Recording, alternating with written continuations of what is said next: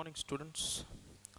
તો કાલે જે આપણે ચર્ચા કરેલી હતી આપણા લાસ્ટ લેક્ચરની અંદર, એ બધી ચર્ચા જે હતી એ સુપોષકતાકરણને અનુસંધાને હતી. આના સિવાય આપણે જે જલ પ્રદૂષણ જે છે, પાણીનું પ્રદૂષણ, એ પૂર્ણ કરી નાખ્યું છે. તમે બધા જે છે આ સાથે સાથે તૈયારીઓ પણ ચાલુ રાખજો, રીડિંગ પણ બરાબર છે, સમયનો થોડો સદુપયોગ થાય, વિષય વિશેની તમને થોડી ઘણી માહિતી મળે, એનું ખાસ ધ્યાન રાખજો. તો જે મુજબ આપણું જે ચેપ્ટર છે જેનું નામ છે પર્યાવરણીય સમસ્યાઓ, તો એની અંદર આપણે વાત કરી હતી પ્રદૂષણની. એમાં આપણે એ વાત કરી હતી પ્રદૂષણના મુખ્ય 3 પ્રકારો જે છે એ આપણે અહીં ચર્ચા કરવાના હતા. તો પ્રદૂષણના 3 પ્રકારોની અંદર આપણે મુખ્ય જે 2 પ્રકારો છે, હવાનું પ્રદૂષણ અને પાણીનું પ્રદૂષણ, એના વિશેની સંપૂર્ણ માહિતી જે છે ને એ આપણે મેળવી લીધી છે. તો હવે જે છે એ છે ત્રીજું પ્રદૂષણનો પ્રકાર, કે જે પ્રકાર છે જમીનનું પ્રદૂષણ. તો આજે આપણે જમીનના પ્રદૂષણ વિશેની માહિતી જે છે એ મેળવવાની છે. તો જમીનનું પ્રદૂષણ જે છે, કદાચ એની વ્યાખ્યાની જો વાત કરીએ તો પ્રદૂષણની વ્યાખ્યાના આધારે આપણે દરેક પ્રકારના પ્રદૂષણની વ્યાખ્યા જે છે એને લખી શકાય. તો પ્રદૂષણની વાત આપણે એવી કરેલી હતી કે સામાન્ય રીતે જમીન, હવા કે પાણી જે છે એની અંદર અસામાન્ય ઘટકો જે છે, અનિચ્છનીય ઘટકો, નકામા, હાનિકારક, દૂષિત ઘટકો, આ બધા ઉમેરાવાની જે ક્રિયા છે એને આપણે પ્રદૂષણ કહીએ છીએ. તો એની અંદરથી આપણે જમીનના પ્રદૂષણને થોડું જેવું અલગ તારવી લઈએ તો એની વ્યાખ્યા આપણે આમ લખી શકાય કે જમીનની અંદર નકામા, હાનિકારક, પ્રદૂષિત ઘટકો ઉમેરાવાની જે ક્રિયા છે એને આપણે જમીનનું પ્રદૂષણ તરીકે અથવા ભૂમિનું પ્રદૂષણ તરીકે ઓળખશું. તો ભૂમિનું પ્રદૂષણ જે છે, જમીન જે છે, આપણા માટે ખૂબ જ અગત્યનું કુદરતી પરિબળ છે. એની ઉપર ખેતીની ક્રિયાઓ થાય છે. તો આ જે પ્રદૂષણ ફેલાય છે એ પણ ખૂબ નુકસાનકારક ગણી શકાય, બરાબર છે. તો હવે આપણે વાત કરીશું જમીનના પ્રદૂષણની. તો કયા કયા એવા ઘટકો છે જેને આપણે ઇન શોર્ટ પ્રદૂષકો કહીએ છીએ કે જે આ પ્રદૂષણની ક્રિયામાં ખૂબ મહત્વનો ભાગ ભજવે છે. તો એની અંદર સૌથી પહેલાં આપણે વાત કરીશું ઘન કચરા વિશે. તો આજનો પહેલો ટોપિક જે આપણે શરૂ કરીએ છીએ વિદ્યાર્થીઓ, તે છે ઘન કચરો, સોલિડ વેસ્ટની આપણે વાત કરવાની છે. તો ઘન કચરો શું છે? તો ફોર એક્ઝામ્પલ કે આપણે જે નગરપાલિકા જે છે એની અંદર જે કચરો આપણે ફેંકીએ છીએ, નાખીએ છીએ, આ બધો જે છે ઘન કચરો થઈ જાય, બરાબર છે. સામાન્ય વિદ્યાર્થી અવસ્થામાં તમે ધારી લ્યો કે તમારા માટે જે કચરો, તમે કયો વેસ્ટ જે છે એ ફેલાવો છો, તો કે તમારા જે પેપર્સ છે, કાગળ છે, તમે ઘણી વખત નકામા કાગળ હોય તો એને ડસ્ટબિનની અંદર નાખો છો, તો એ વન ટાઈપ ઓફ ઘન કચરો, બરાબર, સોલિડ વેસ્ટનો એક ટાઈપ છે આખે આખો. બીજા નંબર ઉપર કે ખાલી પેન હોય, બરાબર છે. આ ઉપરાંત શાળામાંથી કેટલો કચરો નીકળતો હોય, ચોક ડસ્ટરનો કચરો, આ બધી વસ્તુ જે છે એ ઘન કચરો થઈ જાય. તો ઘન કચરો શું છે? તો કે કૂડેદાન, કે જેને આપણે ડસ્ટબિન કહીએ છીએ, કચરા પેટી. તો એની અંદર જે કચરો નગરપાલિકાના ઘટકો જે છે નાખીએ છીએ, આપણે બધા નાખીએ છીએ, નગરપાલિકાવાળા ભેગા કરે છે, તો આ બધો કૂડેદાન એ ઘન કચરો થઈ ગયો, બરાબર છે. હવે આ ઘન કચરો જે છે એ સામાન્ય રીતે શું હોય કે આપણે કોઈ પણ વિસ્તારમાં એકાદ બે એવી જગ્યાઓ હોય કે જે ખાલી હોય, કે જેને ઉકેડા તરીકે આપણે બનાવી નાખેલી હોય, અહીંયા આપણે બધો કચરો ઠાલવતા હોઈએ છીએ. પરંતુ તમને શું ખબર છે, હવે ફોર એક્ઝામ્પલ કે આપણે જ વાત કરીએ કે આપણો વિસ્તાર છે એની અંદર એકાદો નજીકનો એવો ખાલી ભાગ હોય કે જે લોકો જે છે નકામો કચરો ફેંકવા માટે ત્યાં ઉપયોગમાં લેતા હોય. પણ આવો જ એક વિસ્તાર જે છે, ઉદાહરણ તરીકે કોઈ ગામ માટે હોય, તો એના એક સેનેટરી લેન્ડ ફિલ્ડ તરીકે ઓળખવામાં આવે છે. સેનેટરી લેન્ડ ફિલ્ડ્સ, બરાબર છે, કે જ્યાં મોટી માત્રામાં આખે આખા જે ગામનો કચરો જે છે એ ભેગો થઈને એક જ સ્થાને ઠાલવવામાં આવે છે. પછી અહીંયાથી જે કચરો જે છે એની વહેંચણી થાય છે, ડિસ્ટ્રીબ્યુશન થાય છે કે કયા કયા ટાઈપનો કચરો આની અંદર છે, બરાબર છે. તો જે ઘન કચરો છે એને બુકની અંદર આપણે જે મુજબ આપેલું છે એ મુજબ આપણે વર્ગીકૃત કરીએ અત્યારે, કે કયા કયા ભાગોમાં અથવા તો કયા કયા પ્રકારોમાં આપણે એને ડિવાઈડ કરી શકાય. તો સૌથી પહેલાં વાત કરીએ ઘન કચરાના પ્રકારોની. તો જે આ ઘન કચરો જે છે, તો ઘન કચરાના પ્રકારો વિશે વાત કરીશું. તો મુખ્યત્વે એના 3 પ્રકારો તમને બુકની અંદર આપેલા છે. એમાં પહેલો પ્રકાર છે જૈવ વિઘટન યોગ્ય ઘન કચરો. બીજા નંબર ઉપર છે પુનઃચક્રણ યોગ્ય ઘન કચરો. બરાબર છે. તો અને ત્રીજો પ્રકાર છે જૈવ વિઘટન અયોગ્ય ઘન કચરો. જૈવ વિઘટન અયોગ્ય ઘન કચરો. રેડી. તો આ જે છે એ મુખ્યત્વે 3 પ્રકારો જે છે જે આપણે ચર્ચામાં લીધા છે. પેલું છે જૈવ વિઘટન યોગ્ય ઘન કચરો, પુનઃચક્રણ યોગ્ય ઘન કચરો અને વિઘટન અયોગ્ય ઘન કચરો. તો આજે છે એ ઘન કચરાના અલગ અલગ પ્રકારો આપણે ડિવાઈડ કરેલા છે. તો હવે આપણે દરેક પ્રકાર જે છે એનો વિગતવાર અભ્યાસ કરવાનો છે. તો સૌથી પહેલાં આપણે વાત કરીશું જૈવ વિઘટન યોગ્ય જે ઘન કચરો છે એના વિશે. તો આ જૈવ વિઘટન યોગ્ય ઘન કચરો છે એની સૌથી પહેલાં આપણે વાત કરીશું. જૈવ વિઘટન યોગ્ય ઘન કચરાની વાત કરીએ તો અહીંયા એક શબ્દ છે વિઘટન. બરાબર છે. આપણે સામાન્ય રીતે વિઘટનનો અર્થ એવો લેતા હોય કે સડાવી દેવું. બરાબર છે, સડી જવું. તો અહીંયા શબ્દ છે જૈવ વિઘટન યોગ્ય ઘન કચરો. એટલે કે આ જે કચરો જે છે ને એનું વિઘટન શક્ય છે. બરાબર છે. તો એની વ્યાખ્યા આપણે આ રીતે આપી શકાય કે જે કચરાનું વિઘટન શક્ય હોય આવા પ્રકારનો કચરો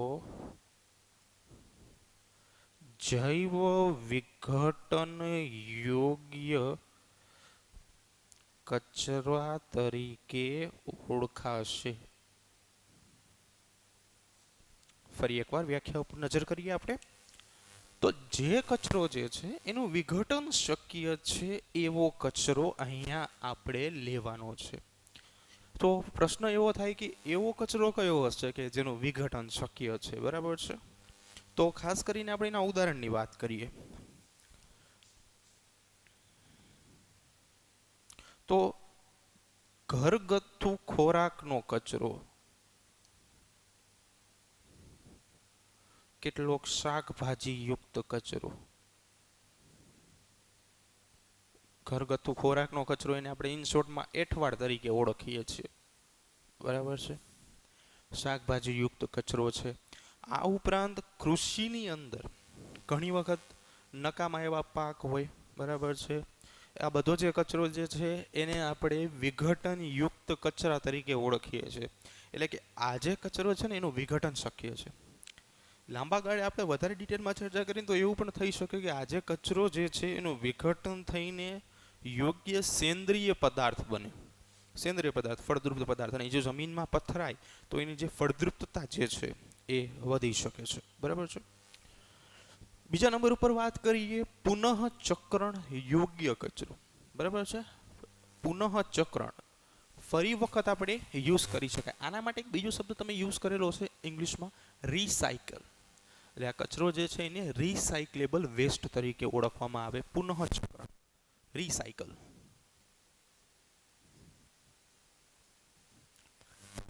ફરી કેવી રીતે આને ઉપયોગમાં લેવો, બહુ મોટો પ્રશ્ન. બરાબર છે. તો ઘણી વખત તમે પ્લાસ્ટિકના કોઈ પણ રેપરવાળી વસ્તુ યુઝ કરતા હશો. બરાબર છે. ખાસ કરીને અત્યારે તો શું છે કે જનરલી પોલિથીનનો જમાનો છે. બધા યુઝ કરતા હોય છે પોલિથીન બેગનો. નાનામાં નાની વસ્તુ લેવા જઈએ તો પણ આપણે જે શોપકીપર હોય, દુકાનદાર, એની પાસે પોલિથીન બેગ જે છે એની માંગણી કરતા હોઈએ છીએ. આના સિવાય નાનામાં નાની કોઈ પણ પેકેટ લેવા જઈએ. બરાબર છે. કોઈ ખાદ્ય સામગ્રીનું પેકેટ હોય તો એની અંદર પણ પ્લાસ્ટિક જે છે એ કવરઅપ થયેલું જ હોય છે. પ્લાસ્ટિકની અંદર જ જોવા મળે છે. તો આ પેકેટ ઉપર તમે નજર કરો ને તો આવો એક રિસાયકલેબલનો સિમ્બોલ એની ઉપર તમને જોવા મળશે. તો આ રિસાયકલેબલનો સિમ્બોલ શું છે? તો આને તમે ફરી વખત યુઝ કરી શકો છો. બરાબર છે. આ બધાને ભેગું કરીને આને ફરી વખત યુઝ કરી શકાય. તો આવા પ્રકારનો કચરો જે છે એને આપણે કહીશું પુનઃચક્રણ યોગ્ય કચરો, બરાબર છે, કે જેને આપણે ફરી વખત યુઝ કરી શકાય છે, ઉપયોગ કરી શકાય છે. તો એની વ્યાખ્યા શું લખી શકાય? તો કે જે કચરો ફરી વખત ઉપયોગમાં લઈ શકાય આવા પ્રકારનો કચરો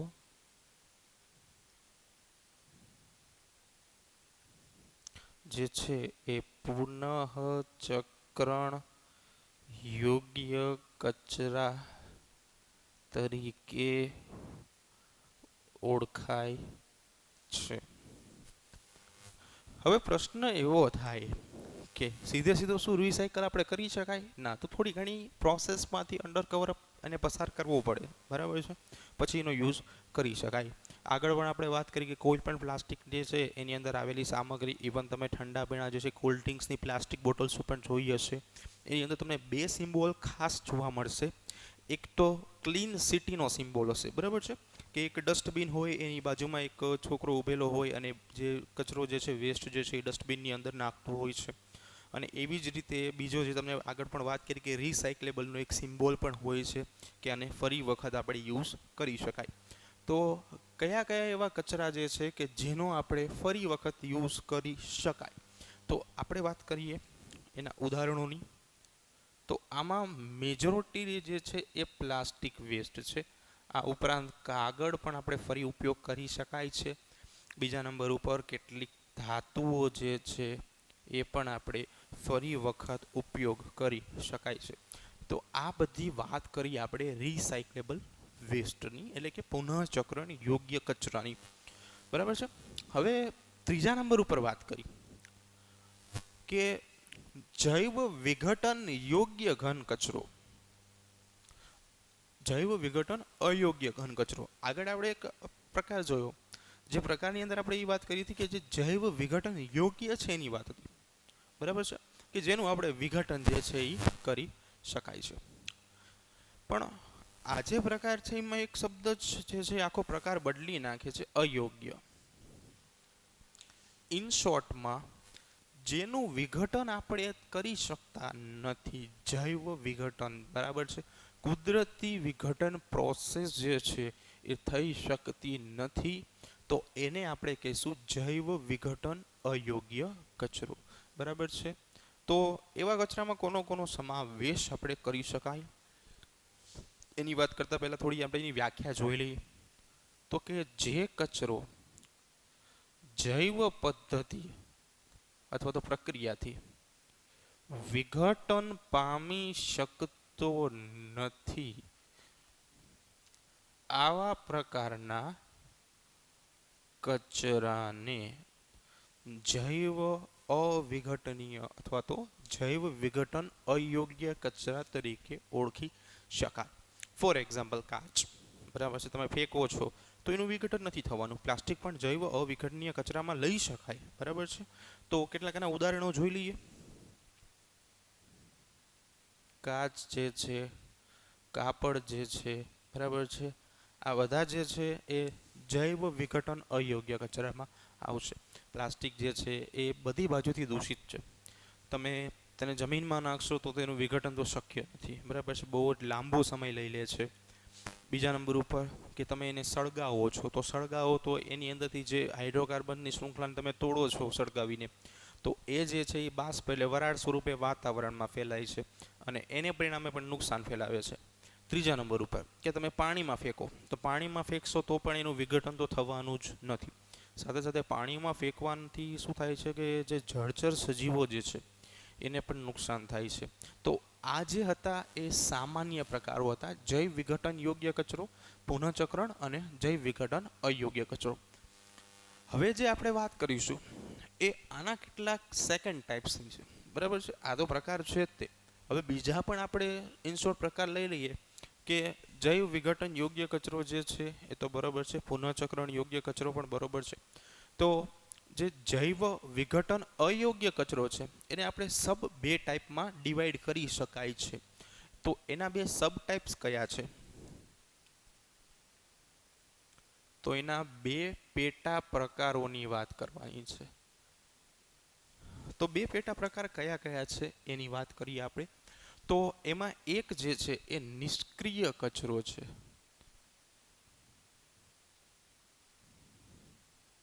અને બીજા નંબર ઉપર આપણે વાત કરીશું સંયુક્ત કચરાની. રેડી. તો નિષ્ક્રિય કચરો શું છે? તો કે એકદમ નિષ્ક્રિય શબ્દ તમને આમ માહિતી આપી દે. બાયોલોજી જે છે એ શબ્દોનો વિષય છે, શબ્દો પર પકડ મળે તો તમને સરળતાથી બધું આવડી જાય. સમજીને તમે તૈયારી કરશો તો વાંધો ન આવે, બરાબર છે. તો નિષ્ક્રિય કચરો કે જે કોઈ હવે એક્ટિવિટી નથી ધરાવતો, સક્રિયતા એની પૂરી થઈ ગઈ છે, અને આપણે નિષ્ક્રિય કહીએ છીએ કેમેસ્ટ્રીની ભાષામાં. તો નિષ્ક્રિય કચરામાં કોનો સમાવેશ થાય? તો બાંધકામનો કચરો, બાંધકામનો નકામો કચરો, આના સિવાય કેટલાક પથ્થરો, કાટમાળ, આ બધા જે છે એ બધા નિષ્ક્રિય અને નકામા કચરામાં આવે. બાંધકામની ક્રિયા, કોઈ બિલ્ડિંગ બનતી હોય, કોઈ ઘર બનતું હોય, તો એના જે સિમેન્ટ, રેતી, આના સિવાય પથ્થર છે, ગ્રેનાઇટ છે, કપચી છે, આ બધી વસ્તુ જે છે એ નીચે પડે છે, બરાબર છે, એ નકામી થઈ જાય છે. હવે એને ગમે ત્યાં ફેંકવામાં આવે, બરાબર છે, તો પોતે કોઈ પણ પ્રકારના વિઘટનની ક્રિયા નહીં કરે, એટલે એ નિષ્ક્રિય કચરો થઈ ગયો છે, બરાબર છે. સિમેન્ટ જે છે જામી જાય, નીચે પડેલી હોય, તો પછી એનો કોઈ પ્રોસેસ આગળ થઈ શકતી નથી. બીજા નંબર ઉપર સંયુક્ત કચરાની વાત કરી.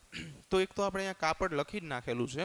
તો ખાસ કરીને કપડાં, આના સિવાય રમકડામાંથી કેટલોક નકામો કચરો, રમકડાનો નકામો કચરો, પ્લાસ્ટિક વેસ્ટ જે છે રમકડામાંથી બનતો હોય, તો આ બધા જે છે એ સંયુક્ત કચરામાં આપણે લઈ શકાય. તો આ હતા આપણા ઘન કચરાના કેટલાક પ્રકારો, બરાબર છે.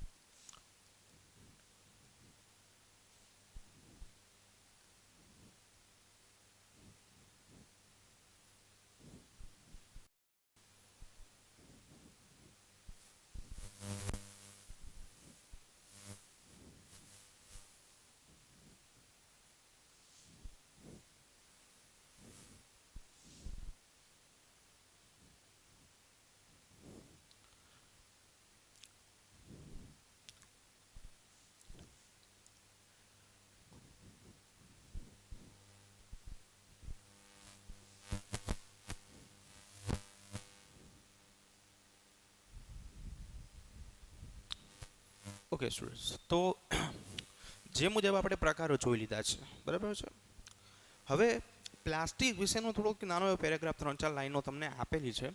તો પ્લાસ્ટિક વેસ્ટ જે છે એનાથી જે નુકસાનકારક થતા ભાગો જે છે એના વિશે આપણે અભ્યાસ કરેલો છે કે કયા કયા નુકસાનો થાય છે.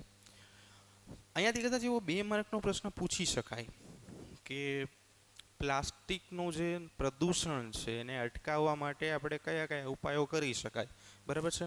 તો થોડી ચર્ચા એના વિશે કરી દઈએ. તો પ્લાસ્ટિક દ્વારા ફેલાતું પ્રદૂષણ અટકાવવાના ઉપાયો, બરાબર છે.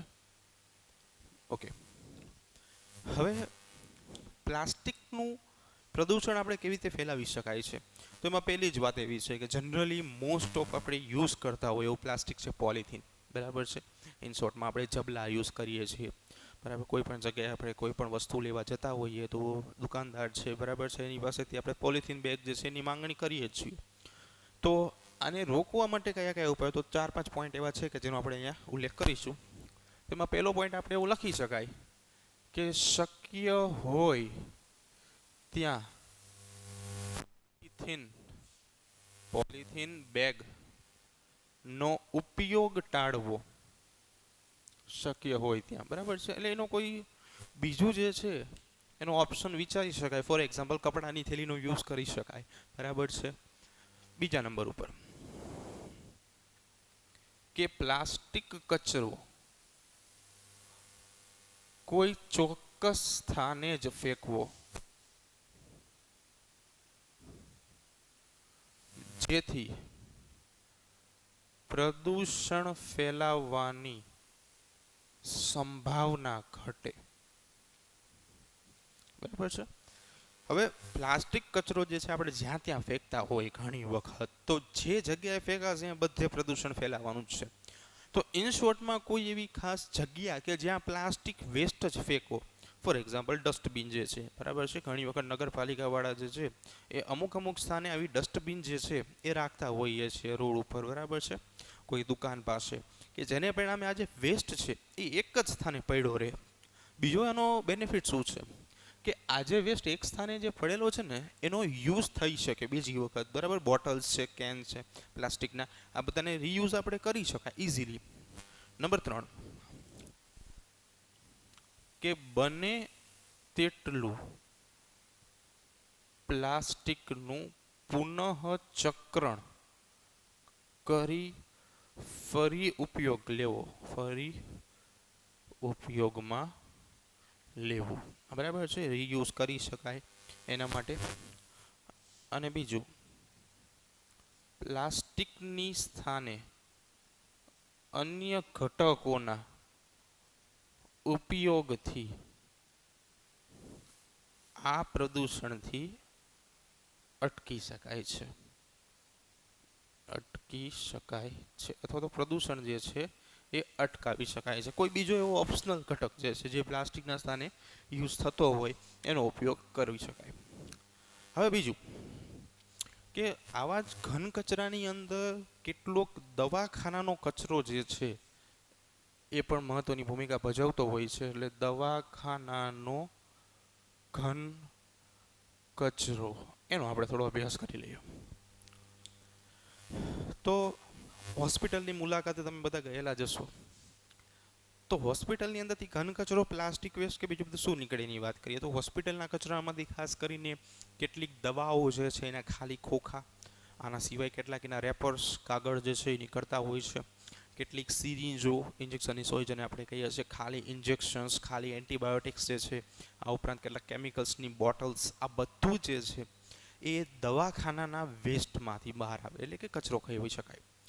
તો આ દરેક કચરો જે છે દવાખાનાનો કચરો, આ દવાખાનાના કચરાની અંદર સામાન્ય ઘટકો સિવાય પણ કેટલાક નુકસાનકારક સૂક્ષ્મ જીવો, માઇક્રો ઓર્ગેનિઝમ્સ જે છે એ હાજર હોય છે. તો આનો જે નાશ કરવો જે છે એ ખૂબ અઘરો હોય છે, બરાબર છે. તો પહેલાં આપણે વાત કરીએ કે દવાખાનાનો કચરો, આમાં આપણે કોનો સમાવેશ કરી શકાય, બરાબર છે. તો દવાખાનાના કચરાની અંદર જો વાત કરીએ તો દવાઓના ખાલી ખોખા, બરાબર છે, કેટલીક લિક્વિડ અથવા તો રસાયણોની બોટલ્સ, કેટલીક સિરિંજ, બરાબર છે, ઇન્જેક્શન્સ, આ બધું જે છે એ દવાખાનાનો વેસ્ટ કહી શકાય. આના સિવાય ઘણી વખત શું થાય કે ઓપરેશનની અંદર ઉપયોગમાં લેવાયેલા વન ટાઈમ યુઝ જેવા કેટલાક સાધન સામગ્રીઓ જે છે આનો પણ સમાવેશ થતો હોય છે. કેટલું કોટન્સ જે છે કે જે ખાસ કરીને ડ્રેસિંગ્સ વખતે ઉપયોગમાં લીધેલું હોય. તો આ બધું જે છે એ દવાખાનાનો ઘન કચરો છે. તો આની હાનિકારક અસર શું છે, નુકસાનકારક બાબત શું છે? તો દવાખાનાના કચરાની અંદર ઘણી બધી માત્રામાં સૂક્ષ્મ જીવો, માઇક્રો ઓર્ગેનિઝમ્સ જે છે એ વિપુલ માત્રામાં હોય છે, સૂક્ષ્મ જીવો હાજર હોય છે. હવે આ જે વેસ્ટ છે એટલે તમે સીધું જમીનમાં નાખી દો છો, બરાબર છે.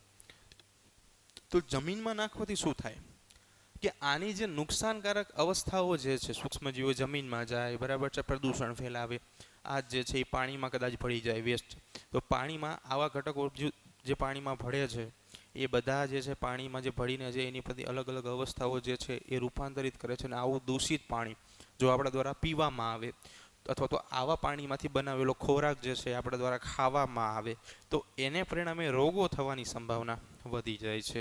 તો આવા નુકસાનકારક સજીવોની હાજરી હોવાથી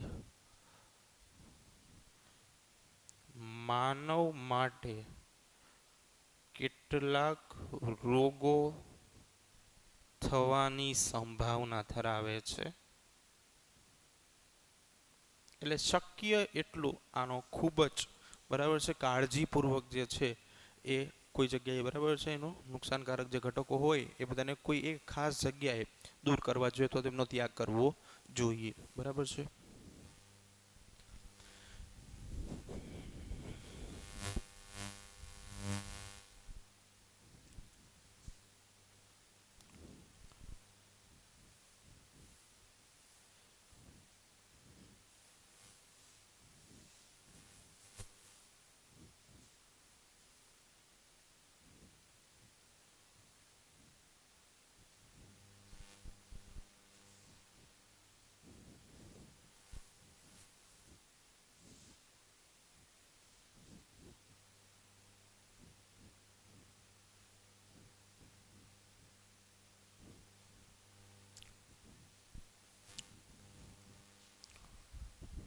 ઓકે, તો હવે સ્ટુડન્ટ્સ આપણે વાત કરીશું નવા પ્રકારના કચરાની. તો અત્યાર સુધી આપણે જો સામાન્ય રીતે પહેલાં તો કચરાના બધા પ્રકારો જોયા, વર્ગીકૃત કરી લીધા બધાને.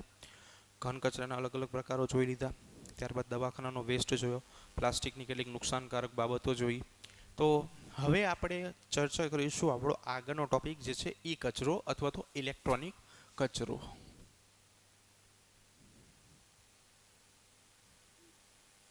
ઇલેક્ટ્રોનિક્સ કચરો. બરાબર છે. જો હવે ઈ કચરો શું છે અથવા તો ઇલેક્ટ્રોનિક્સ કચરો શું છે? તો સામાન્ય રીતે જે વિકસિત દેશો જે છે, બરાબર, તમે ભણી ગયા છો સમાજની અંદર કે વિશ્વના જે દેશો છે એને અલગ અલગ ભાગોમાં આપણે વિભાજિત કરીએ છીએ. વિકસિત દેશો, વિકાસશીલ દેશો અને પછાત દેશો. બરાબર છે.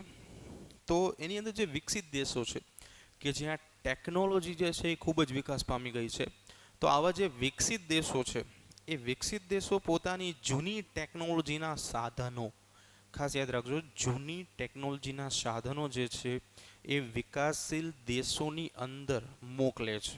બરાબર છે. અને આ જે બધો વેસ્ટ છે એ કહેવાય છે ઈ કચરો અથવા તો ઇલેક્ટ્રોનિક્સ કચરો. બરાબર છે. તો સૌથી પહેલાં એની વ્યાખ્યા લઈ લઈએ. તો વિકસિત દેશો કેટલીક ઇલેક્ટ્રોનિક્સ સાધન સામગ્રીઓ વિકાસશીલ દેશોમાં મોકલે છે. અને આ કચરો જે છે એ ઈ કચરો તરીકે ઓળખાય છે. તો ઈ કચરો કે ઇલેક્ટ્રોનિક્સ કચરો, બરાબર છે, વિકસિત દેશો જે છે એ મોકલે છે. તો પહેલાં તો આની અંદર કોનો કોનો સમાવેશ થાય તો ઉદાહરણો એના જોઈ લઈએ. તો આના ઉદાહરણની વાત કરીએ તો કે કમ્પ્યુટર્સ જે બંધ પડેલા હોય, બરાબર છે, આના સિવાય કેલ્ક્યુલેટર્સ, બરાબર છે, અન્ય ઇલેક્ટ્રોનિક્સ ઉપકરણો,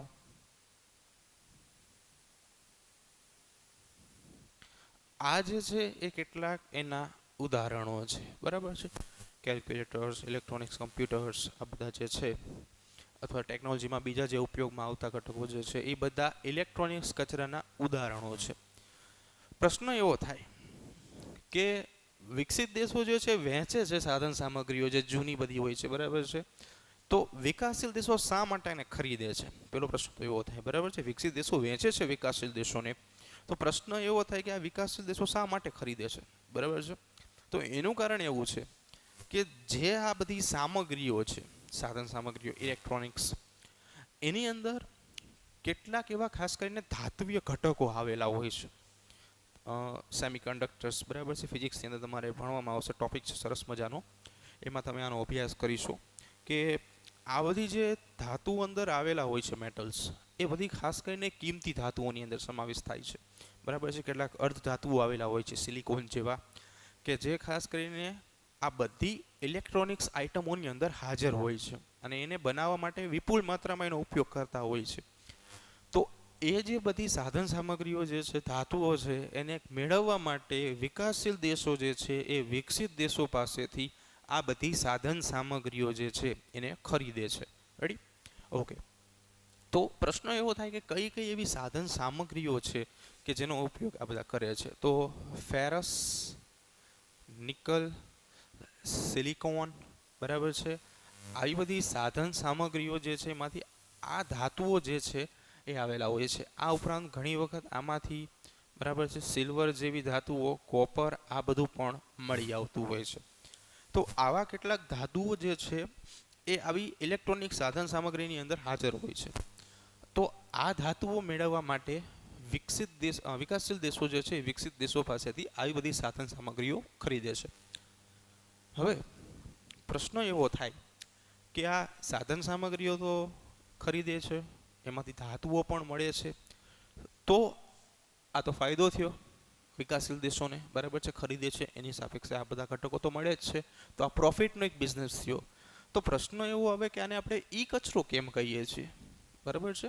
ખાસ એક બીજી વાત યાદ રાખવા જેવી બાબત છે છોકરાઓ, કે અહીંયા જે આ બધા ધાતુઓ છે ને, એ ધાતુઓ ધરાવતી ઇલેક્ટ્રોનિક્સ આઇટમ્સ જ ઈ કચરામાં આવે. બરાબર છે.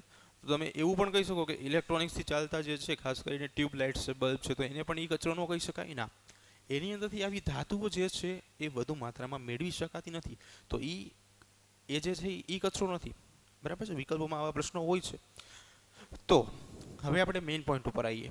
ઈ કચરો શા માટે નુકસાનકારક? પ્રશ્ન એવો થાય ને આપણને. તો એનું મુખ્ય કારણ એવું છે કે જે વિકાસશીલ દેશો છે એ આવા ઈ કચરામાંથી આવી ધાતુઓ મેળવવા માટે ખાસ કરીને કોઈ જે વિકાસશીલ દેશો છે, વિકાસશીલ દેશો પાસે આવી ઇલેક્ટ્રોનિક્સ સાધન સામગ્રીમાંથી આવી કિંમતી ધાતુઓ મેળવવા માટેની મશીનરીનો અભાવ હોય છે. બરાબર છે. કે જે મશીન દ્વારા આ બધી જે છે ધાતુઓ સરળતાથી મેળવી શકાતી નથી. તો શું થાય છે? તો મશીનરીના અભાવે શું કરે છે? તો કે જે વિકાસશીલ દેશો છે એ માનવ મજૂરનો ઉપયોગ કરે છે. માનવ મજૂર બળ, આનો ઉપયોગ કરે છે.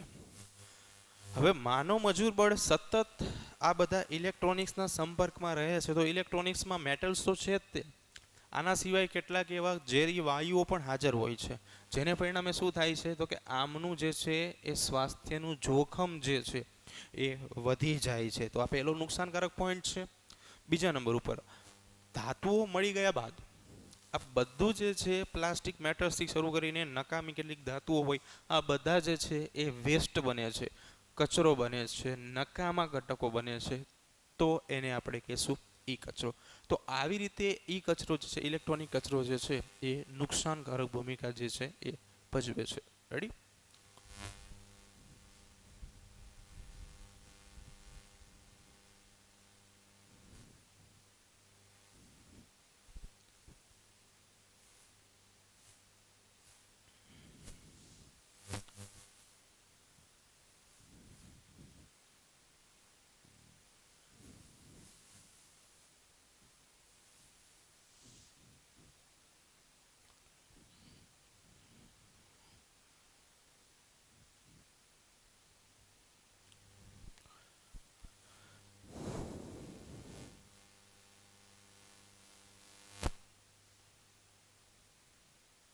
ઓકે. તો ઈ કચરા બાદ હવે આપણે એક બહુ જ રસપ્રદ ટોપિક જે છે એની ચર્ચા કરવાની છે. બરાબર છે. તો આપણે સામાન્ય રીતે પ્લાસ્ટિક વિશે તો માહિતી મેળવી લીધી કે કેટલું નુકસાનકારક છે, હાર્મફુલ છે. બરાબર છે. તો હવેનો જે ટોપિક છે એ એવો જ છે કે પ્લાસ્ટિક કચરાનો ઉપયોગ આપણે કઈ રીતે કરી શકાય. બરાબર છે. અને એની અંદર આપણે જે ટોપિક જોવાનો છે, પહેલાં તો પ્લાસ્ટિક કચરાનો ઉપયોગ. બરાબર છે. તો આપણે આ ટોપિકની અંદર પ્લાસ્ટિકમાંથી રોડ બનાવશું, બરાબર છે. જનરલ શું છે કે આપણે ડામરમાંથી રોડ બનેલા જોયા હશે, તો નવો જે પોઈન્ટ છે એ છે પ્લાસ્ટિક કચરાનો ઉપયોગ જે છે આપણે રોડ બનાવવા માટે કરીશું. તો કેવી રીતે કરીએ? તો શરૂઆતમાં પહેલું જે છે ને આપણે એનો થોડોક ઇતિહાસ જોઈ લઈએ, બરાબર છે. કે આવું ભગીરથ કાર્ય જેને કરેલું છે એ વ્યક્તિ કોણ છે કે જેને આવું, બરાબર છે, માહિતી મળી. તો આનો શ્રેય જે છે એ શ્રીમાન અહમદ ખાનને જાય છે. અહમદ ખાન આમણે શું કર્યું તો કે પ્લાસ્ટિકમાંથી રોડ બનાવવાની પહેલ કરી, શરૂઆત, બરાબર. અહમદ ખાને પ્લાસ્ટિકમાંથી રોડ બનાવવાની પહેલ કરી અને આમને સપોર્ટ આપેલો છે આરવી એન્જિનિયરિંગ કોલેજ બેંગ્લોર, બરાબર છે. તો અહમદ ખાન કે જે 57 વર્ષની ઉંમર ધરાવે છે, બધા શોર્ટ ક્વેશ્ચન્સમાં પૂછાઈ શકે, ખાસ વિદ્યાર્થીઓ ધ્યાન આપજો આમાં, બરાબર છે. તો જે છેલ્લા જે 20 વર્ષથી પ્લાસ્ટિક જે છે એના વેચાણનું કામ કરે છે શ્રીમદ, એમાંથી બેગ બનાવવાનું કામ કરે છે. તો 20 વર્ષથી પ્લાસ્ટિક વેચાણનું કામ કરે છે. હવે એકચ્યુઅલીમાં શું થયું કે 8 વર્ષ પહેલા આમને શું થયું કે એક સરસ મજાનો એક વિચાર આવ્યો. જો જનરલી શું છે, બુક જે છે જૂની છે એટલા માટે 8 વર્ષ છે, બરાબર છે. તો 8 વર્ષ પહેલા તેમને પ્લાસ્ટિકમાંથી રોડ બનાવવાનો વિચાર આવ્યો. એટલે એમને શું કર્યું કે આ બધું જે છે આરવી એન્જિનિયરિંગ કોલેજના સહકારથી પૂરું કર્યું. હવે પ્લાસ્ટિક રોડ બનાવવાના છે પ્લાસ્ટિકમાંથી. તો કેવી રીતે બનશે એની વાત કરીએ. તો ખાસ કરીને પોલીબ્લેન્ડ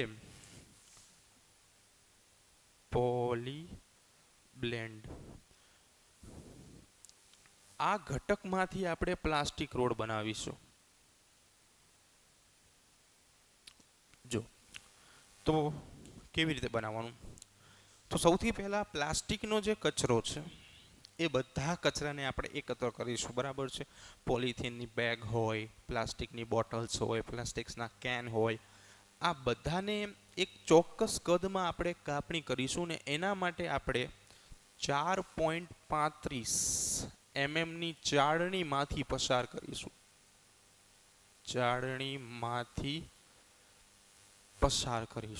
બરાબર છે. ત્યારબાદ શું છે કે આમાંથી ગ્રેનાઇટનો ઉપયોગ આપણે કરવાનો છે. તો આ જે ગ્રેનાઇટ મળશે આપણને, આ બધા ઘટકો ભેગા થઈને જે ગ્રેનાઇટ મળશે એને 170 ડિગ્રી ટેમ્પરેચરે ગરમ કરશું. એક ખાસ વાત અગત્યની છે કે જે આ ટેમ્પરેચર છે એ બુકમાં નથી આપેલું, સાથે સાથે આ સાઈડ જે હું લખું છું ચાળણીવાળું એ પણ બુકમાં નથી. જો તમે ધારો તો એને એડ કરી શકો છો, બરાબર છે. તો 4.35 mmની ચાળણીમાંથી પસાર કર્યું, જેના લીધે બધાના કદ જે છે એક સરખા થઈ જશે. ગ્રેનાઇટ બને છે જેમાંથી એને આપણે 170 ડિગ્રી સેન્ટીગ્રેડ ટેમ્પરેચરે ગરમ કરીએ છીએ. સાથે સાથે હવે શું બનશે તો કે ડામર. તો ડામરને 160 ડિગ્રી સેન્ટીગ્રેડ ટેમ્પરેચરે ગરમ કરીશું. ખાસ ધ્યાન રાખજો, બરાબર, ટેમ્પરેચરમાં ભૂલ ન થઈ શકે. બીજું કે એને પરિણામે પ્લાસ્ટિક રોડ બને છે. તો અહમદ ખાને 2002ની અંદર, વર્ષ 2002માં બેંગ્લોરની અંદર 40 કિલોમીટરનો રોડ જે છે એ બનાવી નાખ્યો છે. 40 કિલોમીટર, બરાબર છે. અને મજબૂત રોડ પણ બનેલો છે. બીજા નંબર ઉપર કે શરૂઆતમાં શું હતું કે જે પ્લાસ્ટિકના જે લોકો છે, ખાસ કરીને જે લોકો પ્લાસ્ટિકનો વેસ્ટ જે છે એ અહેમદ ખાનને પહોંચાડતા હતા, એમને શરૂઆતનું મહેનતાણું 1.40 મળતું હતું. પરંતુ હવે શું થાય છે તો કે હવેનું જે મહેનતાણું જે છે એ 6 રૂપિયા મળે છે. કે જેને પરિણામે આ પ્લાસ્ટિકનો કચરો જે છે એ વધુ ને વધુ અહેમદ ખાન સુધી પહોંચશે અને એને કારણે અહેમદ ખાન જે છે આનું કન્વર્ઝન કરીને વધુ ને વધુ બરાબર છે પ્લાસ્ટિક રોડ્સ બનાવી શકશે. બીજી એક અગત્યની વાત કે આવો મોટો પ્લાસ્ટિક રોડ બનાવવો એટલે દિવસે ને દિવસે અહમદ ખાન જે છે એની જરૂરિયાત જે છે પ્લાસ્ટિકની એ વધતી જાય છે બરાબર. તો આવી રીતે આપણે પ્લાસ્ટિકનો રોડ જે છે એના વિશે માહિતી લઈ શકાય. બીજી એક અગત્યની વાત કે 2 માર્કનો કદાચ અહીંયા એવો પણ પ્રશ્ન પૂછાઈ શકે કે પ્લાસ્ટિક રોડના ફાયદાઓ શું છે. સામાન્ય ડામરના રોડે આપણે બનાવીએ છીએ તો પ્લાસ્ટિક રોડ જે છે એના ફાયદાઓ શું છે. તો અહીંયાથી આપણે પ્રશ્ન શરૂ કરીએ કે પ્લાસ્ટિક રોડના ફાયદાઓ બરાબર. ઓકે, તો બીજું પહેલી વાત કરીએ આપણે પ્લાસ્ટિક રોડના ફાયદાઓ શું છે. 2 માર્કનો પ્રશ્ન છે આપણા માટે.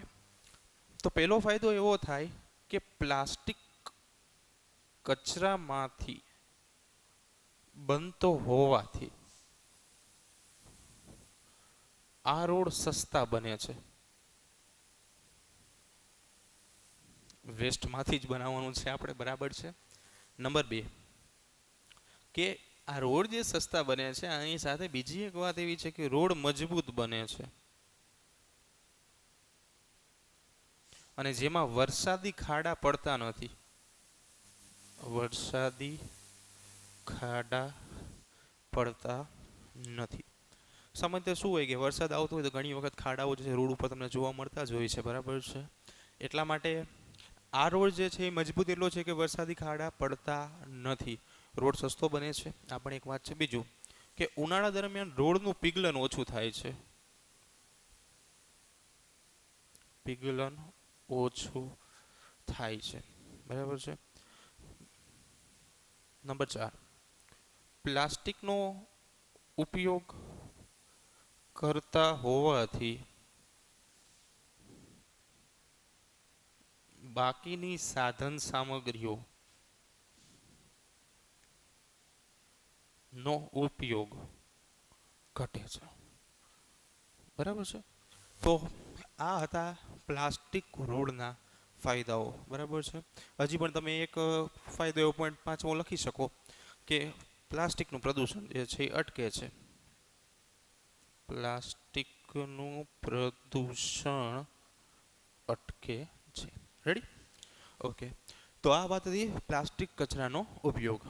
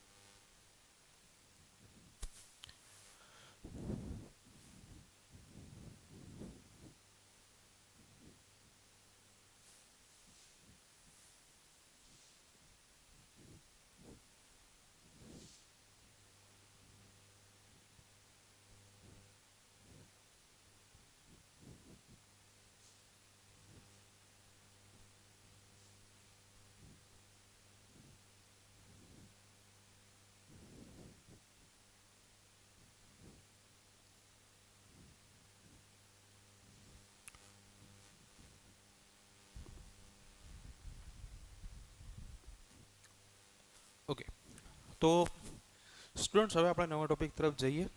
તો ભૂમિનું પ્રદૂષણ કન્ટિન્યુ જ છે આપણે હજી. તો આગળનો ટોપિક જે છે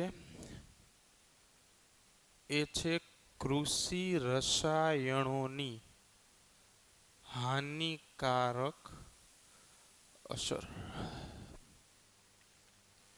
હવે જમીનના પ્રદૂષણની અંદર બહુ મહત્વની ભૂમિકા જે છે આમની પણ છે કે કૃષિ રસાયણો છે, ખાસ કરીને ખેતીની અંદર જે આપણે રસાયણોનો છંટકાવ કરીએ છીએ કેટલાક રાસાયણિક ખાતર પણ પાકને આપતા હોઈએ છીએ, તો એ મહદઅંશે ઘણી વખત જમીનનું બહુ જ મોટું પ્રદૂષણ ફેલાવે છે. આજે કૃષિ માટે જમીન જે છે ખૂબ જ અગત્યની છે, બરાબર છે, એના વગર કંઈ શક્ય જ નથી. અને જે આ ફળદ્રુપ લેયર બન્યા છે, ઉપરના ભાગો જે જમીનના બનેલા છે, ફળદ્રુપ વિસ્તારો, અને બનવા માટે હજારો વર્ષોનો સમયગાળો લાગ્યો છે. પણ આજે માનવ પ્રવૃત્તિઓ છે જે દિવસે ને દિવસે આને નુકસાન પહોંચાડી રહી છે. તો હવે આપણે વાત કરીએ કૃષિ રસાયણોની હાનિકારક અસરોની. તો વિપુલ પાક વૃદ્ધિ મેળવવા માટે, વધુ પડતો પાક, મબલક પાક મેળવવા માટે આપણે કૃષિ રસાયણો ઉપર વધુ પડતું ફોકસ કરીને વધુને વધુ કૃષિ રસાયણો આપીએ છીએ. બીજી વસ્તુ એવી છે કે કૃષિ રસાયણો ઘણા જે સૂક્ષ્મજીવો જે છે, જે ખાસ કરીને પાકને બગાડે છે, એના માટે પણ ઉપયોગમાં લઈએ છીએ આપણે. તો વાત હવે એની પણ કરવાની છે આપણે. તો કયા કયા કૃષિ રસાયણો છે કે જે ઉપયોગમાં લઈ શકાય છે? તો કૃષિ રસાયણોની અંદર આપણે સૌથી પહેલાં વાત કરીશું જંતુનાશકો, કે જે પેસ્ટિસાઇડ્સ તરીકે ઓળખાય છે, બરાબર છે. સૂક્ષ્મ જંતુઓ જે છે એ જે પાકને નુકસાન કરતા હોય છે એને મારી નાખે છે. સેકન્ડ નંબર ઉપર વાત કરીશું આપણે તૃણનાશકોની, બરાબર છે, કે જેને સાઇટ્સ તરીકે ઓળખશું, બરાબર છે. ઘાસને નુકસાન કરતા હોય છે. અને ફૂગનાશકોની વાત કરીએ, ફંજીસાઇડ્સ. તો આ બધાનો વધુ પડતો છંટકાવ જે છે એ જમીનને શું કરે છે? નુકસાન પહોંચાડે છે. આના સિવાય બીજી વાત આપણે કહીએ કે જમીનને નુકસાન પહોંચાડવાની સાથે સાથે જે પાક જે છે એને પણ નુકસાન પહોંચાડતો હોય છે. પાકની અંદર આવા જંતુનાશકોનો છંટકાવ આપણે કરેલો હોય અને આ પાક જે છે એ ખાસ કરીને સાફ સફાઈ અથવા ધોયા વગર આપણા ખોરાકમાં સીધા ઉપયોગમાં લઈએ તો પણ આવું જે છે એ ખાસ કરીને બનતું હોય છે, બરાબર છે. તો આવી રીતે કૃષિ રસાયણો જે છે આનો હાનિકારક ઉપયોગ જે છે, હાનિકારક અસર જે છે એ થતી હોય છે. તો કૃષિ રસાયણોનો હાનિકારક ઉપયોગ જે છે આપણે કઈ રીતે અટકાવી શકાય? તો આ અટકાવવા માટે ખાસ કરીને કેટલોક જૈવિક ખાતરોનો ઉપયોગ કરવો. જો જંતુનાશકો જો એવું તો નથી થવાનું કે ખાસ કરીને આપણે એનો ઉપયોગ અટકાવી જ શકાય, પણ થોડીક લિમિટેશનમાં આનો ઉપયોગ કરીએ તો જે છે પ્રદૂષણનું પ્રમાણ જે છે એ ઘટી જાય. આગળનો ટોપિક જે છે એગ્રીકલ્ચર લેવલનો જ છે ટોપિક. વાત કરીશું આપણે આગળ ઓર્ગેનિક ખેતીની.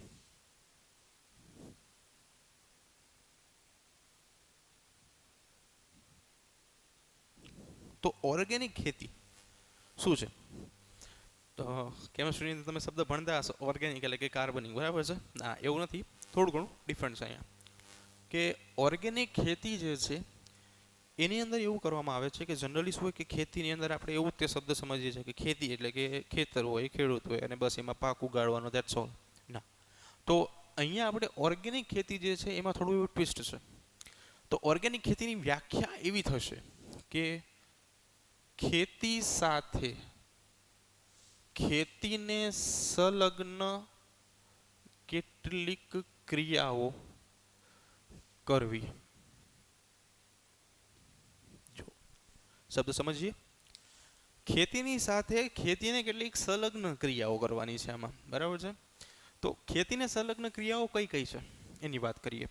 તો ખેતીને સંલગ્ન ક્રિયાઓની જો વાત કરીએ તો સંલગ્ન ક્રિયાઓ ખેતીને, તો એની અંદર પશુપાલન, મરઘા ઉછેર, મધમાખી ઉછેર, મત્સ્ય ઉછેર, આવી બધી જે છે એ ખેતીવાડી સંલગ્ન ક્રિયાઓ કહી શકાય, બરાબર છે. હવે આનો ફાયદો શું થાય? તો એક આપણે નાનું એવું ઉદાહરણ લઈએ, બરાબર છે. કોઈ એક જે છે ને એ ખેતી સંલગ્ન ક્રિયાને આપણે પકડી રહીએ અને એનો પછી આપણે ઉપયોગ ખેતીમાં કઈ રીતે કરી શકાય એની વાત કરીએ. ફોર એક્ઝામ્પલ કે આપણે પશુપાલનને ધ્યાનમાં લઈએ, બરાબર છે. તો બંનેથી શું ફાયદો થાય છે ને એ આપણે જોવાનું છે. રેડી? હવે જો આપણે અહીંયા આ ખેતર છે ધારી લઈએ, સમજો, બરાબર છે. કેવી રીતે ઓર્ગેનિક ખેતી જે છે એ ફાયદાકારક છે ને, બસ એનો જ અભ્યાસ આપણે અહીંયા કરવાનો છે. અને આપણે અહીંયા પશુપાલન જે છે એ વિસ્તાર લઈ લઈએ. આ ભાગમાં આપણે પશુપાલન કરીએ છીએ. બંને થઈ ગયું. હવે જો ખેતરની અંદર આપણે ખેતી કરીએ છીએ, પાક ઉગાડીએ છીએ, એ પાકની સાથે ઘણી વખત શું થતું હોય, કેટલુંક નીંદણ જે છે એ પણ મળતું હોય. નીંદણ પણ મળે અને આપણે આવશ્યક પાક પણ મળશે. આવશ્યક પાક આપણા માટે ઉપયોગી છે. હવે પશુપાલનની અંદર આપણે જે પશુઓ બાંધેલા છે એની અંદર પશુઓ જે છે એ બધા દૂધાળા પશુઓ હશે, એટલે કે દૂધ આપતા હશે, દૂધ આપતા પશુઓ. તો આ નીંદણ જે છે એ આ પશુઓના ખોરાક માટે ઉપયોગમાં લેવાશે. રાઈટ. હવે પશુઓ દૂધ આપે છે, આના સિવાય પશુઓના જે મળમૂત્ર જે છે, આ મળમૂત્ર જે છે એને આપણે એકત્ર કરીને બાયોગેસમાં યુઝ કરી શકાય. તો બાયોગેસમાંથી શું મળશે આપણને? એક તો ગેસ મળશે, રાંધણ ગેસ, બરાબર છે. એટલે રાંધણ ગેસ મળશે એટલે આપણું એક બીજું પણ કામ થઈ ગયું. સાથે સાથે બીજું શું મળશે તો કે જે બાયોગેસની અંદર જે કોહવાણની ક્રિયા આપણે કરીએ છીએ તો એને પરિણામે જે ખાતર બને છે, આ ખાતર જે છે એ કુદરતી ખાતર બનશે, સેન્દ્રિય ખાતર બનશે. તો આનો પણ ઉપયોગ કરી શકાય. તો જોઈ લ્યો કે આપણે એક સાથે બે પ્રોસેસ, ખાલી એક જ પ્રોસેસનો યુઝ કરેલો છે. ખેતી સાથે આપણે પશુપાલનનો યુઝ કર્યો છે. તો એનાથી કેટલા બેનિફિટ થયા એ આપણે જોઈ લીધું. તો આપણને કેટલી પ્રોડક્ટ મળી ઇન શોર્ટમાં આપણે જોઈ લઈએ. ઓકે, તો સૌથી પહેલાં શું મળ્યું તો કે આપણને પાક મળ્યો, આપણી પહેલી પ્રોડક્ટ હતી, બરાબર છે. અહીંયાથી આપણને દૂધ મળ્યું, સેકન્ડ પ્રોડક્ટ હતી. બાયોગેસમાંથી ગેસ મળ્યો, આ થર્ડ પ્રોડક્ટ હતી. કુદરતી ખાતર મળ્યું, આ ચોથી પ્રોડક્ટ હતી. તો એક સાથે 4 પ્રોડક્ટ. આ છે ઓર્ગેનિક ખેતી, બરાબર છે. બીજા નંબર ઉપર કે આવી મોટી પહેલ કરવાવાળો વ્યક્તિ કોણ? તો હરિયાણા, એના સોનીપત વિસ્તારનો ખેડૂત રમેશચંદ્ર ડાંગર. રમેશચંદ્ર ડાંગર. અને આની સૌથી પહેલાં શરૂઆત કરી. અને હરિયાણાના જે ખેડૂતો છે એમણે આના વિશેની વધુ માહિતી આપવા માટે એક આખો ક્લબની શરૂઆત કરી કે જેનું નામ છે હરિયાણા કિસાન વેલફેર ક્લબ, બરાબર. આ એક ક્લબની સ્થાપના કરી કે જેને પરિણામે ખેડૂતો જે છે આના વિશેની વધુને વધુ માહિતી મેળવી શકે, બરાબર છે. અને બીજું કે આની અંદર અત્યારે 5000થી વધુ ખેડૂતો જે છે એ આ ક્લબના સભ્ય છે, બરાબર છે. એટલે બહુ મોટી અચીવમેન્ટ કહી શકાય. બીજો એક પ્રોફિટ શું છે ઓર્ગેનિક ખેતીનો, કે આ ખેતી જે છે એ 100% પર્યાવરણ જે છે એના માટે ફાયદાકારક છે અને કોઈ પણ પ્રકારનું નુકસાન નથી પહોંચાડતી. અહીંયા આપણને કુદરતી ખાતર મળે છે, સેન્દ્રિય ખાતર છે કે જેનો આપણે યુઝ પણ કરી શકાય છે. એટલે રાસાયણિક ખાતર ઉપરનું ભારણ જે છે એ પણ અટકી જાય છે, બરાબર છે.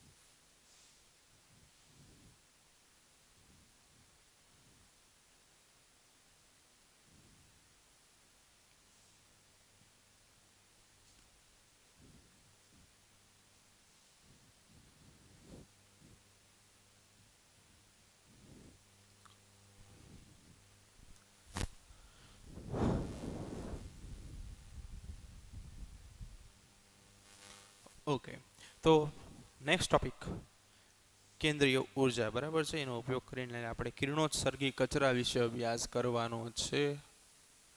કિરણોત્સર્ગી કચરો, રેડિયેશન વેસ્ટ. તો આ કિરણોત્સર્ગી કચરો શું છે? તો જનરલી જે રેડિયો એક્ટિવ તત્વ છે યુરેનિયમ, થોરિયમ, કે જેના વિશે તમે બધા જાણતા જ હશો, કે જે વિપુલ માત્રામાં ઉર્જા ધરાવે છે. તો આ ઉર્જા જે છે એ કેન્દ્રીય ઉર્જા છે. એનો ઉપયોગ કરીને કેન્દ્રીય ઉર્જા, ન્યુક્લિયર એનર્જી છે, બરાબર છે. એનો ઉપયોગ કરી છે અને વિપુલ માત્રામાં ઉર્જા આપણે મેળવીએ છીએ વીજળીના સ્વરૂપમાં. તો શરૂઆતમાં જ્યારે આ ઉર્જાનો ઉપયોગ આપણે કરતા હતા એ સમયે આ ઉર્જાને આપણે ચોખ્ખી અને બિન પ્રદૂષણયુક્ત ઉર્જા મેળવતા હતા.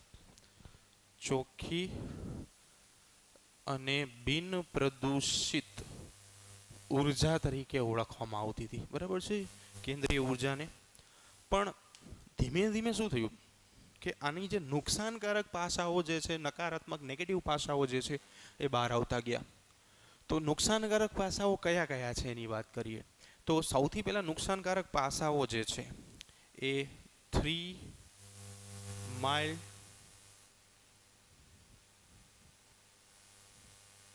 આઇલેન્ડ અને ચર્નોબિલ, બરાબર છે. આ બે ટાપુઓ, બે જગ્યાઓ ઉપર સૌથી પહેલા આના કેસ જે છે, કિસ્સાઓ જે છે એ બહાર આવ્યા.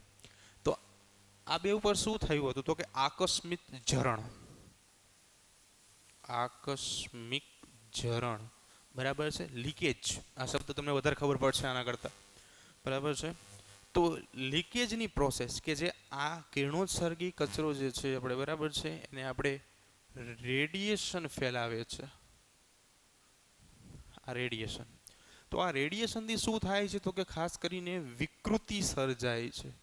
આના જે રેઝ છે, એના કિરણો છે એ માનવ શરીરની અંદર દાખલ થાય, કિરણો જે છે એ માનવ શરીરમાં જો દાખલ થાય તો એ બધા જે છે વિકૃતિ, શબ્દ જે છે તમારા માટે નવો હશે, પણ વિકૃતિનો અર્થ એવો થાય કે આકસ્મિક નુકસાનકારક પાસાઓ અથવા નુકસાનકારક લક્ષણો જે છે આવવાની ક્રિયા, એને વિકૃતિ આપણે કહીએ છીએ, બરાબર છે. ખાસ કરીને આવી વિકૃતિ જે છે એ માનવ શરીરમાં ડીએનએ બેઝ થઈ જાય, બરાબર છે. Deoxyribonucleic acid, deoxyribonucleic acid base જો થઈ જાય તો આ જે છે એ આનુવંશિક બને છે. આનુવંશિકનો અર્થ એવો થાય કે એ પેઢી દર પેઢી આગળ વધતી જાય છે, બરાબર છે. તો આવી વિકૃતિઓ સર્જાવા લાગી, બરાબર છે, લિંકેજની, આકસ્મિક ઝરણની ક્રિયાને પરિણામે. ત્યારથી આજે ઉર્જા જે છે એની નકારાત્મક બાબતો જે છે એ સામે આવી ગઈ. તમે આના સિવાય એક હજી એક કિસ્સો જે છે સાંભળેલો હશે કે અમેરિકાએ 6 ઓગસ્ટ અને 9 ઓગસ્ટ 1945ના રોજ જાપાનના હિરોશીમા અને નાગાસાકી ઉપર જે એટોમિક બોમ્બ ફેંકેલા હતા, તો આ જે બે બોમ્બ હતા એની રેડિયેશનની ઇફેક્ટ, અસર જે છે આજે પણ જોવા મળે છે, બરાબર છે. આના માટેનું સૌથી સારામાં સારું એક્ઝામ્પલ છે. તો આવું જે છે એ ઉર્જા જે છે મળે તો છે, ચોખ્ખી ઉર્જા નથી, પણ આવું રેડિયેશન ફેલાય છે. તો હવે પ્રશ્ન એવો થાય કે આપણે ઉર્જા મેળવી લઈએ છીએ આવા રેડિયો એક્ટિવ તત્વોમાંથી, પછી જે એનો કચરો મળે છે આપણને, એને આપણે શું કરીએ? તો શરૂઆતમાં શું હતું કે આ કચરાને ધીમે ધીમે જમીનમાં દાટી દેવામાં આવતું હતું, પણ દિવસે ને દિવસે એનું રેડિયેશન જોઈ લીધું આપણે 3 માઇલ આઇસલેન્ડ અને ચર્નોબિલની અંદર. તો હવે શું કરવામાં આવે છે? તો હવે ખાસ કરીને આવો જે કચરો જે છે એને 500 મીટર જમીનની અંદર ઊંડાઈએ દાટી દેવામાં આવે છે, બરાબર છે. અને આને દાટવા માટેની પણ અમુક સ્પેશિયાલિટી છે કે ખાસ કરીને જે ડબ્બા હોય અથવા તો જે પાત્ર હોય લોખંડના મોટા, એની અંદર પથ્થરોની વચ્ચે આને રાખીને પછી જમીનમાં દાટવામાં આવે છે, બરાબર છે. તો આ વાત હતી આપણી કિરણોત્સર્ગી ઉર્જાની. તો અહીંયા આપણે મોસ્ટ ઓફ બધું જે છે એ ઘન કચરા વિશે અભ્યાસ કરી નાખેલો છે, બરાબર છે. અને અહીંયા આપણું જે જમીનનું પ્રદૂષણ જે છે એ પૂર્ણ થાય છે.